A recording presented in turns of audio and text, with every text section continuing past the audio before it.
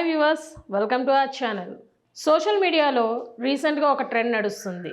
మొన్న విజయ్ దేవరకొండ, ఇవాళ జూనియర్ ఎన్టీఆర్. ఆ ట్రెండ్ ఏంటో, ఆ విషయాలు ఏంటో ఇప్పుడు మనం తెలుసుకుందాం. Hello sir.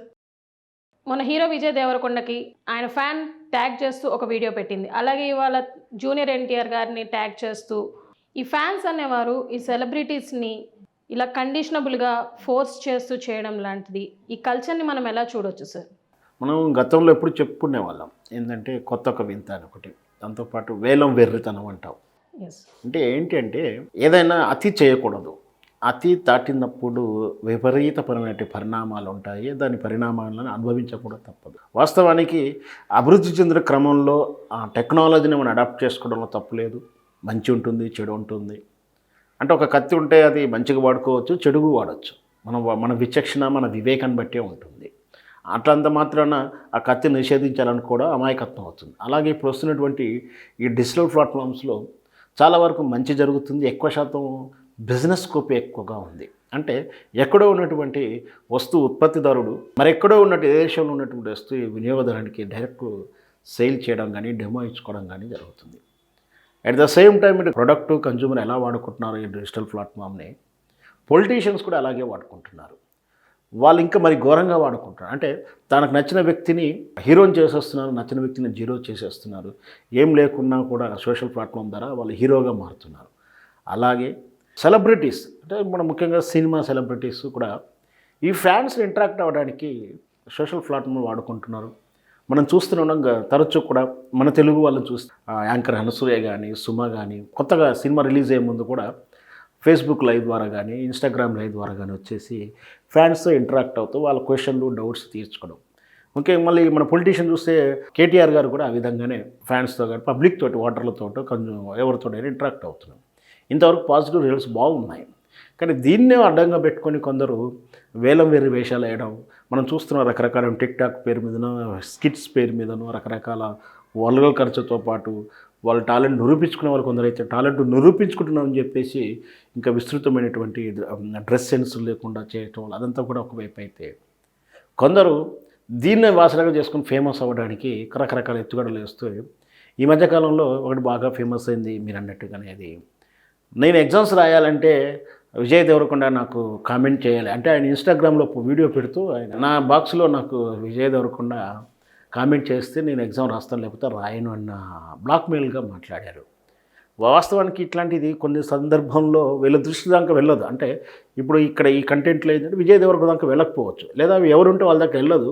ఒకటి వెళ్ళినా కూడా వాళ్ళు పట్టించుకోరు. ఎందుకంటే ఎక్కువ చేయకూడదు అన్న ఉద్దేశంతో ఇట్లాంటి ఎంటర్టైన్మెంట్ అవుతుంటాయి అనే ఉద్దేశం కూడా జనరల్గా వాళ్ళ దాకా వెళ్ళినా కూడా చూసినట్టు వదిలేస్తారు. కానీ విజయ్ దేవరకొండ అలా చేయలేదు. చాలా సెన్సిటివ్గాను, చాలా వివేకంగా కామెంట్ చేశాడు. ఎస్, నేను విజయ్ దేవరకొండ, మీరు ఎగ్జామ్స్ రాయించడండి, నీకు 90% ఏవో మార్క్స్ వస్తే నేను వచ్చి స్వయంగా కలుస్తానని చెప్పాడు.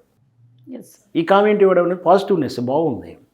మరి అతను ఎలా స్వీకరించాడు, ఏం రాస్తున్నాడు అనేది సెకండ్ థింగ్. మరి అది రేపు రాబోయే వారం 10 రోజుల్లో తెలుస్తుంది. అతను పెట్టడం వేరలైంది, విజయ్ దేవరకొండ ఆన్సర్ ఇవ్వడం కూడా వేరలైంది. దీన్ని సెటైరికల్గా ఒక తెలుగు ఆవిడ ఎన్ఆర్ఐ అంటే యుఎస్లో ఉంటుంది, ఆమె తరచూ కూడా సోషల్ ప్లాట్ఫామ్లో ఇన్స్టాగ్రామ్లో ఎక్కువ యాక్టివ్గా ఉంటూ కొంచెం అవేర్నెస్ ప్రోగ్రామ్ చెప్పడం కానీ, నలుగురికి గడ్డి పెట్టడం కానీ, సలహాలు ఇవ్వడం కానీ, దేనైనా విమర్శించడం కానీ, ఎవరైనా మంచి చెడు చెప్తూ కొంచెం ఈ మధ్యకాలంలో ఫేమస్ అయింది. దాన్నే ఆసరగా చేసుకుని ఈ విషయాన్నే సెటైరికల్గా చెప్పింది. ఓహో 90 మార్క్స్ వస్తాయంటే విజయ్ దేవరకొండ అయితే నాకు కూడా, నేను కూడా ఇండియాకి రావాలని, కానీ నాకు జూనియర్ ఎన్టీఆర్ కామెంట్ చేసి ఇన్వైట్ చేసి వస్తానని అంటుంది. అంటే ఇదేంటి అంటే ఇక్కడ మాత్రం ఆమె సెటైరికల్గా చెప్పినట్టుగా తీసుకుంటే మాత్రం మంచి పరిణామం కాదు. సెలబ్రిటీలను ఈ విధంగా కండిషనబుల్గా మాట్లాడడం అనేది విపరీతమైన ధోరణి. ఇలాంటి ఆలోచన తత్వం అని, ఈ బ్లాక్మెయిల్ సిస్టమ్ అనేది మంచి పద్ధతి కాదు. ఎందుకంటే ఈరోజు రేపొద్దున ఇంకో రకంగా అడుగుతారు. రేపొద్దున నాకు కామెంట్ పెట్టలేదు కాబట్టి వాళ్ళు డిప్రెషన్కి వెళ్తారు. రేపొద్దున ఇంకెవరైనా సరే పలానా చిరంజీవి నాకు కామెంట్ పెట్టాలి అంటాడు, చిరంజీవి పెట్టకపోవచ్చు. లేదా పవన్ కళ్యాణ్ నాకు పెట్టాలనుకుంటాడు, ఆయన పెట్టకపోవచ్చు. పెట్టనప్పుడు డిప్రెషన్కి లోన్ అవుతారు, ఆ ఫోబియాకు లోన్ అవుతారు. మనకు ఉదాహరణకు చెప్పాలంటే మన నైబర్హుడ్ కానీ, మనతో పక్కన చదువుకునే వానికి ర్యాంక్ వచ్చినా మనకన్నా 4 మార్కులు ఎక్కువ వస్తే మనకు రాలేదు కాబట్టి ఆత్మన్యూనతకి వెళ్ళిపోయి సూసైడ్ చేసుకున్నటువంటి ఉదాహరణలు కోకొల్లలు ఉన్నాయి. రోజు పేపర్లో చూస్తూనే ఉన్నాం. లేదు, పిల్లలే కాదు, పేరెంట్స్ కూడా అలాంటి ఆలోచన మైండ్ సెట్లోకి వెళ్ళిపోయారు. ఎందుకంటే వాళ్ళ పిల్లలకు బాగా మార్కులు వచ్చాయి, మా పిల్లలు మొద్దు, ఏమీ పనికిరాడు అంటూ తరచూ ఆ మార్కులో ప్రామాణికంగా ఆలోచిస్తే నీకేం రాదు అంటే ఏది అడిగినా కూడా రాదు రాదు రాదు రాదు అంటూ అన్ని చిన్ననాటి నుంచి పెద్ద అయ్యేంత వరకు వాడిని ఎలాంటి యాక్టివిటీస్లో కూడా పంపారు. బహుశా వాడికి స్పోర్ట్స్లోకి వెళ్ళాలని ఉండొచ్చు. నేను స్పోర్ట్స్ వెళ్తాను డాడీ వాడతానంటే నీకు మార్కులే రాలేదు, నీకేం రాదు ఊరుకో అంటాడు. ఒకవేళ ఆ స్పోర్ట్స్లోనే ఎంకరేజ్ చేసి ఉంటే స్పోర్ట్స్ స్టార్ అవుతాడేమో.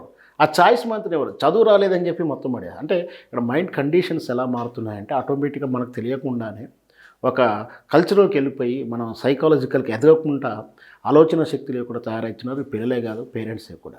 ఇలాగే రేపు పొద్దున ఇంకో స్టార్ ఎవరైనా కామెంట్ చేయకపోతే ఆ డిప్రెషన్ అయ్యి సూసైడ్ చేసుకునే అవకాశాలు కూడా ఉంటాయి. అంటే ఇలాంటి కల్చర్ కానీ ఇలాంటి వాటిని మొదటిగా గ్రహించేసి వాళ్ళకి తగిన సమాధానం కానీ దాన్ని కౌన్సిలింగ్ ఇస్తే ఇట్లాంటి రిపీటెడ్ కావు.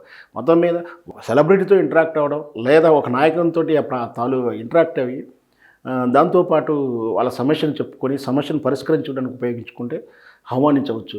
నిన్నగాక మనం చూసాం పూనం బాజ్వా గారు కూడా లైవ్లో మాట్లాడుతూ తను ఇచ్చినటువంటి దాని ఫ్యాన్స్ క్వశ్చన్కు చాలా సెన్సిటివ్గా ఆన్సర్ ఇచ్చిన విధానం. అనసూయ గారు కూడా అలాగే ఇస్తున్నారు. మనం ఇంతకుముందు చెప్పిన సుమ అలాగే చాలా సందర్భంలో వచ్చేసింది. అంటే సినిమాను ప్రమోట్ చేసుకోవడం కానీ ఫ్యాన్స్ని ఇంటరాక్ట్ అవ్వడం కానీ వీళ్ళంతా కూడా ఈ సోషల్ ప్లాట్ఫామ్ వాడుకోవడం బాగానే ఉంది. కానీ ఇంతవరకు ఉన్నటువంటి దాన్ని వాళ్ళే ఆసరాగా చేసుకొని మీరు రేపు పొద్దున నా కామెంట్ చేస్తున్నావు, నాకు లైక్ కొడుతున్నావు, నా గురించి ఒక వీడియో చేస్తున్నావు, లేదా రేపు నా బర్త్డే విషయం చెప్తేనే నేను బర్త్డే చేసుకుంటాననే స్థాయికి వెళ్ళడం అనేది విపరీత ధోరణి ఉంటుంది. అలాంటి వాటిని ఎంకరేజ్ చేయకూడదు. Thank you so much sir. Thank you అండి.